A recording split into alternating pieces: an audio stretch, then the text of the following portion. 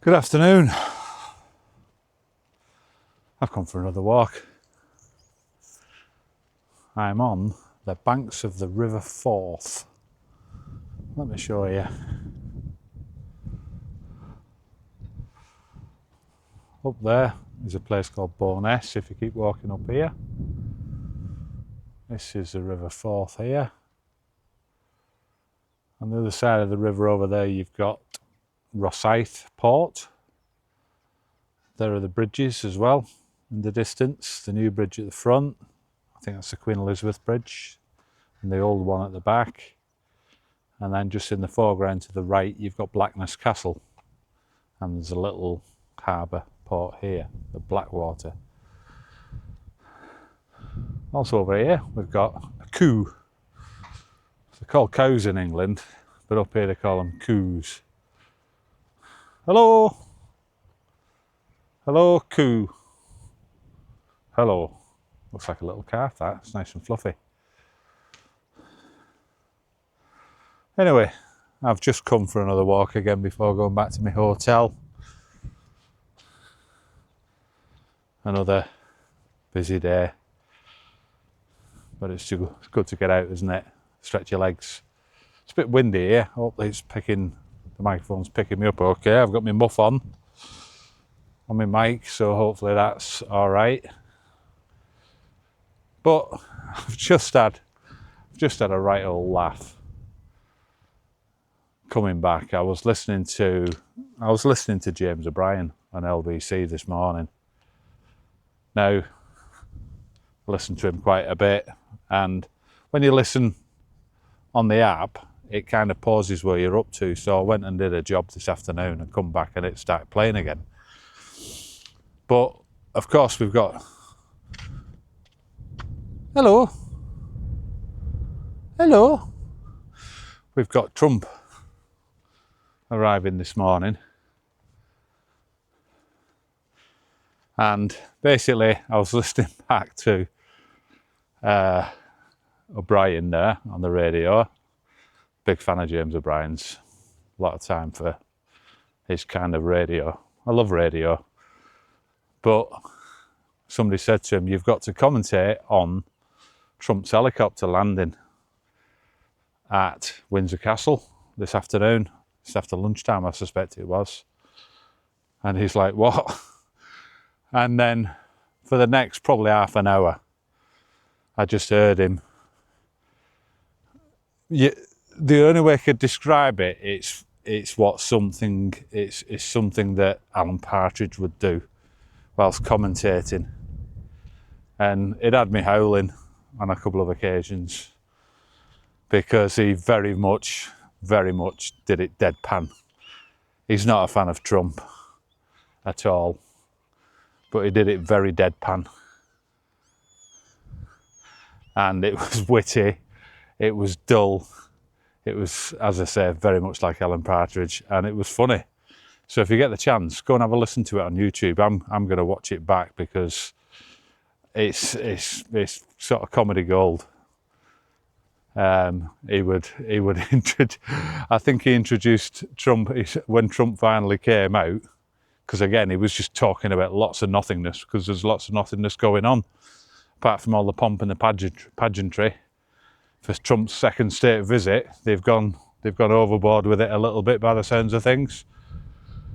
But he was, I think when he got out of the helicopter, obviously I was listening to it on the radio and he was watching it on the news channels and reacting to whatever was going on the news channels and some of the information that was coming up. And what can you say when there's a helicopter in the air and landing and taking 5 minutes before anybody gets out? You know, the BBC does it. You can't talk about anything, can you? You've just got to waffle along, talk about the types of flowers, talk about the uniforms that people are wearing. Lots of military there. Nearly got killed by a cyclist then. It was quick. But what can you do? So you just waffle along, don't you? And I think there was a point when he stepped out of the plane, Marine One, the helicopter, and I think he said something like, famously friends with the convicted paedophile Jeffrey Epstein. And then he went, as is Prince Andrew, of course. But I don't think Andrew's here either. But it's the sort of thing that you would not be able to get away with on the BBC. And his bosses know what he's like. He's the top-rated radio presenter in the UK at present, and has been for a number of years now. I find him really I know a lot of people don't like him. And a lot of that goes down to politics and his views, and he has got a straightforward way of explaining things that, perhaps gives you angles that we might not think about. And he's really good at that. But I listen to the guy back on podcasts as well. He has an interview podcast.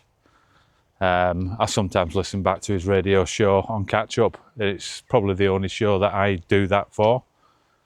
It's the only thing I do. But I just find he's intelligent. He used to be a bit arrogant back in the day, but I don't think he's like that anymore. He used to really rubbish and ridicule people on the radio, and a lot of stupid people would ring up a lot of the time, and he wouldn't suffer fools gladly, but he's become a little bit more tolerant in his old age. But it's certainly something. If you're a layman, if you're not bothered one way or the other, go and have a look at the LBC News channel, and there'll be highlights of the show. They might play the whole show back on YouTube, I'm not sure, but I know they film the show as well, and you can watch it through the app as well. If you want to see the presenters and the guests that they're talking to. But I highly recommend going watching, however long he was on for. But even his co-presenters were laughing, his producers were laughing. He just did it in such a deadpan style, and it's not the sort of thing that the BBC would do. Somebody would get sacked for doing that kind of commentary on the BBC.